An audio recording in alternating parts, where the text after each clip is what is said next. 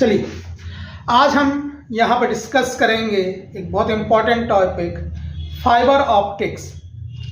Fibre optics कि आखिर इसका कंस्ट्रक्शन क्या है और कैसे इससे सिग्नल हमें भेजा जाता है।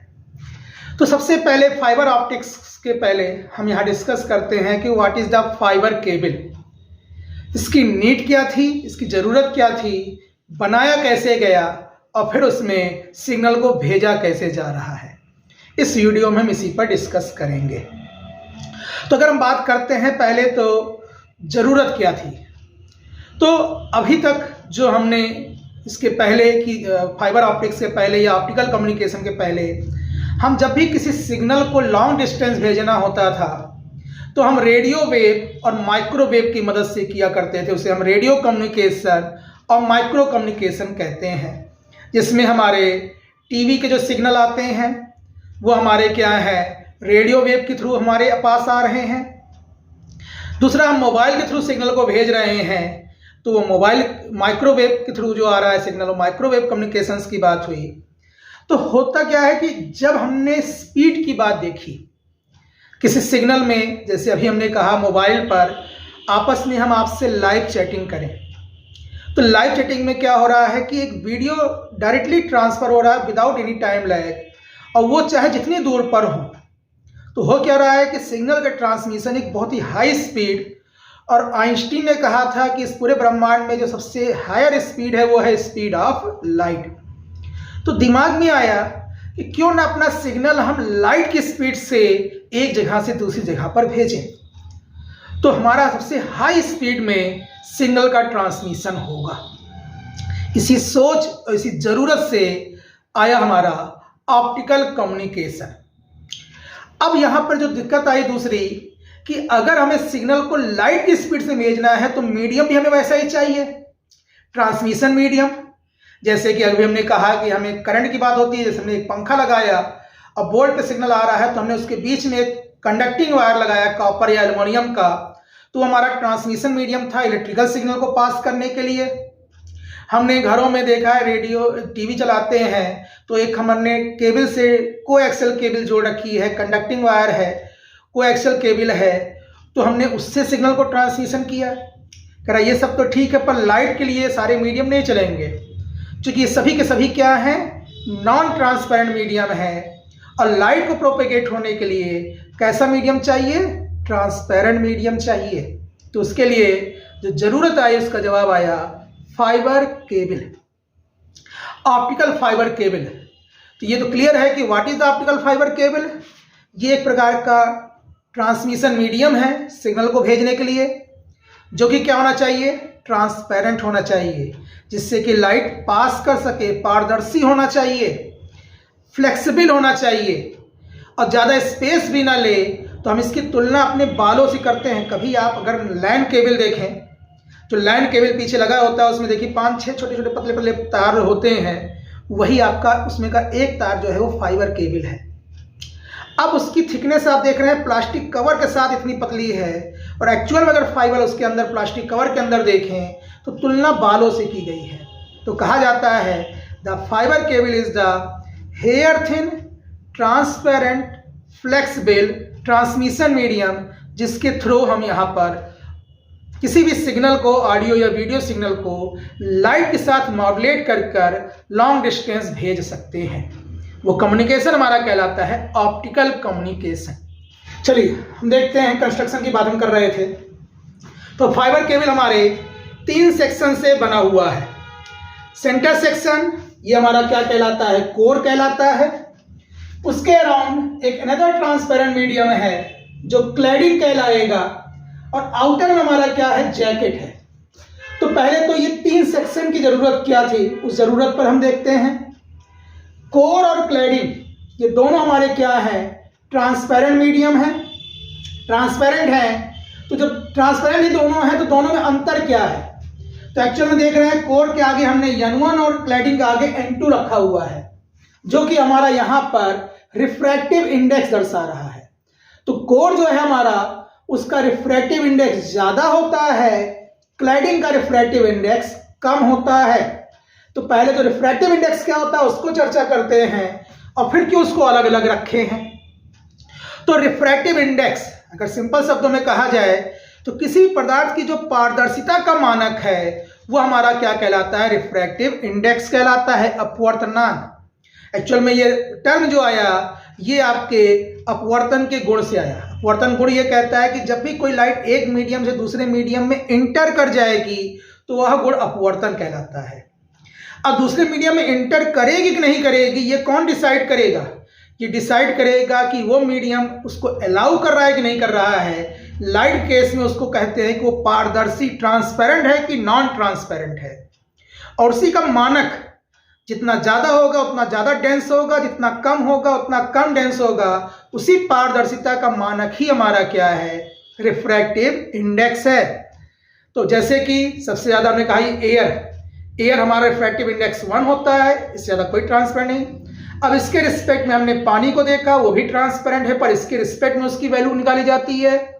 ग्लास देखा, ग्लास में भी कैटेगरी देखी कि अलग अलग ग्लास है। गाड़ियों का शीशा देखा, उसमें आर पार ज़्यादा क्लियर दिखाई दे रहा था। खिड़कियों का शीशा देखा, उसमें थोड़ा सा कम दिखाई दे रहा था। सब में अंतर क्या है, सबके रिफ्रैक्टिव इंडेक्स में अंतर है। जो जितना ज़्यादा ट्रांसपेरेंट है आपके चश्मे का ग्लास और जो खिड़की ग्लास में अंतर दिख रहा है, ट्रांसपेरेंसी का अंतर है, म्यू का अंतर है। तो वो हमारा क्या है, रिफ्रैक्टिव इंडेक्स जो है वो पारदर्शिता का मानक है। यहाँ पर हमने क्या कहा कि कोर का रिफ्रैक्टिव इंडेक्स ज़्यादा होगा, क्लैडिंग का रिफ्रैक्टिव इंडेक्स कम होगा, मतलब ये डेंस होगा और ये रेयर होगा।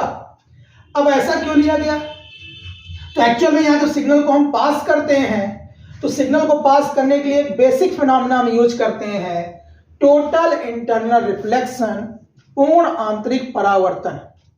पढ़ा हुआ है इंटर में, क्या कहता था, वो कहता था कि जब भी कोई लाइट डेंसर मीडियम से रेयर मीडियम में जाएगी, सघन से विरल में जाएगी, तो हमें मालूम है कि डेंस लाइट क्या होती है, अवे फ्रॉम द नॉर्मल। इसी में ऑब्जर्व किया गया कि अगर इंसिडेंट एंगल को बढ़ाते रहें तो ये दूर होता जाएगा।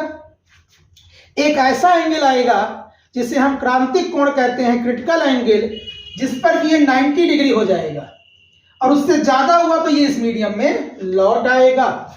तो क्या कहता है टोटल इंटरनल रिफ्लेक्शन, कि जब भी कोई लाइट डेंसर से रेयर मीडियम में जाए with incident angle equal or greater than critical angle, then are totally reflected back in the denser medium. इसीलिए इसको डेंसर और इसको रेयर लिया गया है, क्योंकि हमने इसी घटना को यहां पर रिप्रेजेंट करना चाहा। तो सेंटर कोर है हाई रिफ्रैक्टिव इंडेक्स का, अराउंड क्लैडिंग है उससे लो रिफ्रैक्टिव इंडेक्स का। अब अंदर की लाइट बाहर के एटमॉस्फेयर की लाइट से इफेक्ट ना हो, बाहर की लाइट अंदर ना आए, इसके लिए उसके बाहर एक सेक्शन लगा दिया गया जो कि प्लास्टिक या किसी पॉलीमर का ले सकते हैं, जो कि यहाँ पर जैकेट कहलाया। जैकेट जो अंदर की लाइट को बाहर की लाइट और बाहर की लाइट को अंदर की लाइट से रोकता है, जिससे वो आपस में मिक्स ना होने पाए। तो ये बेसिक स्ट्रक्चर है। यहाँ 3 सेक्शन है, कोर और क्लैडिंग ट्रांसपेरेंट और उसके अराउंड एक नॉन ट्रांसपेरेंट जैकेट। इसमें कोर का रिफ्रैक्टिव इंडेक्स ज्यादा, क्लैडिंग का कम। बावजूद इसके इसकी थिकनेस जो है वो बालों की थिकनेस से तुलना की गई है, जो कि डायमीटर टोटल जो है लगभग 200 माइक्रोमीटर मैक्सिमम होता है। 200 माइक्रो समझ रहे हैं ना, 10⁻⁴ और 10⁻⁴ अगर हम बात कर रहे हैं ऑर्डर का तो 0.2 mm कितना होता ही है। तो उस थिकनेस का ये केबल होती है, जो मैंने कहा कि लैंड केबल में आपने पीछे देखा होगा। अब देखते हैं इसमें सिग्नल आखिर पास कैसे करता है। तो देखिए हमने यहाँ पर एक सिग्नल लिया हुआ है, यहाँ मीडियम हमारा क्या है, एयर मीडियम है। हम जा कहाँ रहे हैं, कोर मीडियम में। हम चाहते हैं कि सिग्नल इसी के थ्रू पास कर जाए, तो हम एयर से कहाँ गए, एयर से हम गए यहाँ पर कोर मीडियम में। तो ये रेयर है और ये डेंसर है। रेयर से डेंसर हो जाएंगे तो बेंड टुवर्ड द नॉर्मल। हमने इंसिडेंट एंगल लिया थीटा आई, रिफ्रैक्टिव एंगल लिया थीटा आर। जा रहे हैं एयर से कोर में जिसका रिफ्रैक्टिव इंडेक्स n1 है, तो हमने कहा स्नेल लॉ लगा दो। स्नेल लॉ हमने लगाया तो हमारा क्या आया, sine theta I upon sine theta R equal to n1 upon n0। n0 air का रिफ्रैक्टिव इंडेक्स, n1 कोर का रिफ्रैक्टिव इंडेक्स। क्योंकि एयर का रिफ्रैक्टिव इंडेक्स 1 होता है, बराबर किसके हो गया, n1 के, इक्वेशन नंबर 1। अब जो ये लाइट यहां से रिफ्रैक्ट हुई, हो जाकर टकराई इस बाउंड्री पर। अब इस दोनों फिगर को आपस में तुलना करते हुए देखेंगे।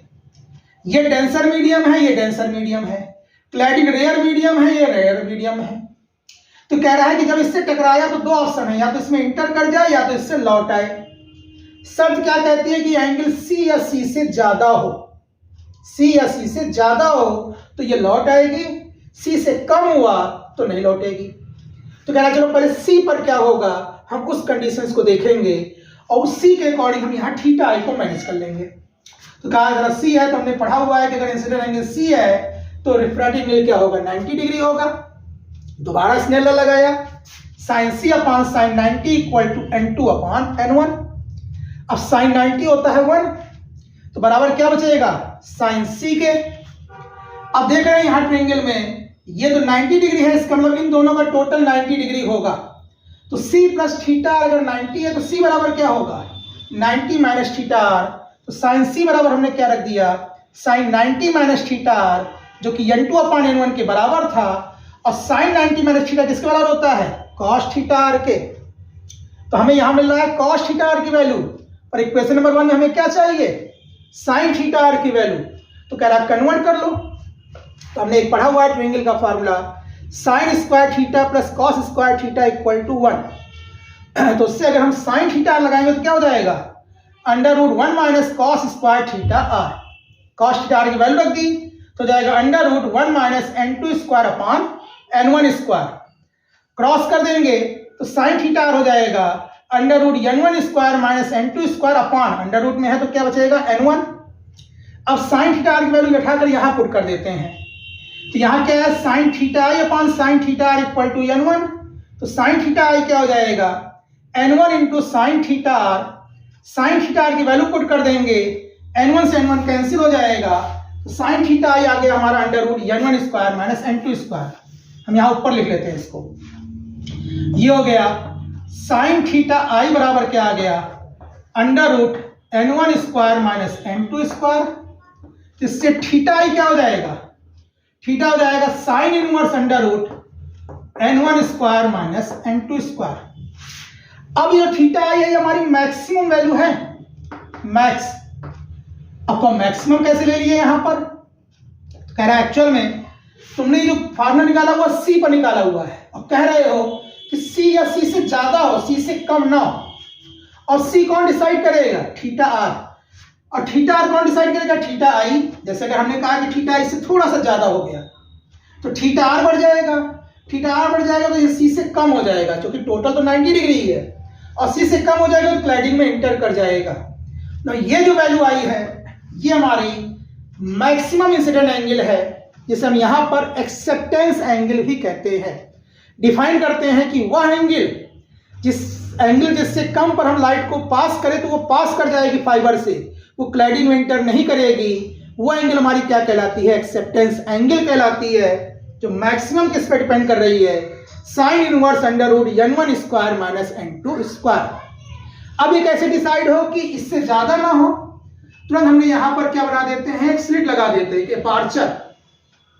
अब ये एपार्चर की जो स्लिट है ये नॉन ट्रांसपेरेंट है, अलाउ उतना ही करेगा जो इसके बीच का है पार्ट, उतने से यहां पर इंटर करेगा। तो ये हमारा कहलाता क्या है एपार्चर, न्यूमेरिकल एपार्चर, जिसकी वैल्यू हम इससे निकाल सकते हैं कि न्यूमेरिकल एपार्चर थीटा आई के सामने अगर ये वैल्यू है तो NA इक्वल टू क्या हो जाएगा साइन थीटा आई मैक्स, जो कि हमारा कितना है NA बराबर हो जाएगा under root n1 square minus n2 square.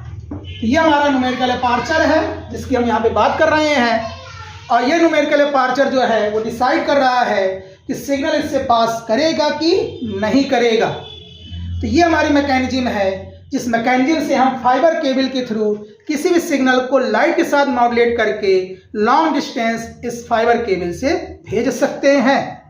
तो ये थी हमारी propagation mechanism of fibre cable, जिसकी चर्चा हम इसके आगे बाकी टॉपिकों की नेक्स्ट वीडियो में करेंगे। धन्यवाद।